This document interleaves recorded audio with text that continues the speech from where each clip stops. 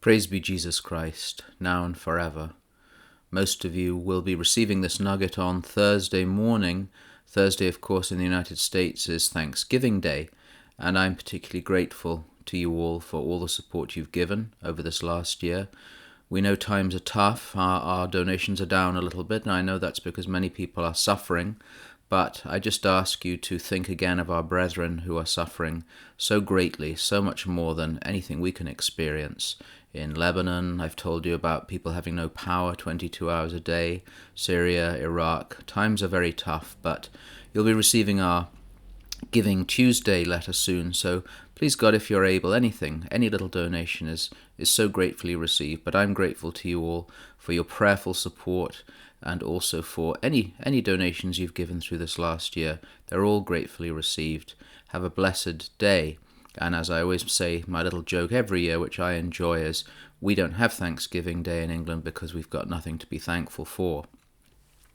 The first Sunday of Advent approaches, and it's the beginning, as we know, of the liturgical year, a time of preparation and expectation, which even though the Church tries in some places to keep from becoming the Christmas season before Christmas, in most Western societies it actually is such a season. Unfortunately, it seems like a failed battle, especially in the United States, where culturally it really is one long extended so-called holiday period, which actually seems to end on the night of December 25th.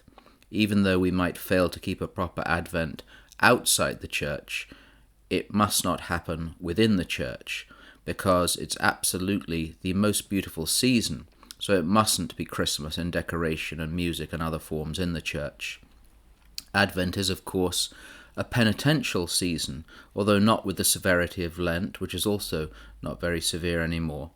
However, it's meant to give us pause, a time for reflection and examination, a good confession, and a period of time to make ready for the true celebration of remembering Christ's first coming, which we call Christmas, and readiness for his second.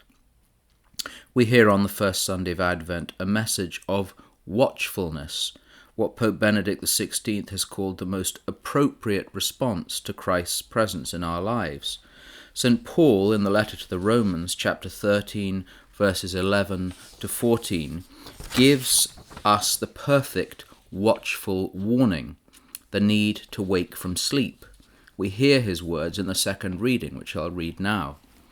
Besides this, you know what hour it is, how it is full time now for you to wake from sleep.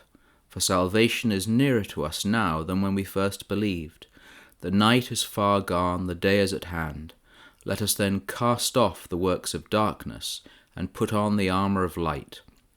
Let us conduct ourselves becomingly as in the day, not in revelling and drunkenness, not in debauchery and licentiousness, not in quarrelling and jealousy, but put on the Lord Jesus Christ, and make no provision for the flesh to gratify its desires.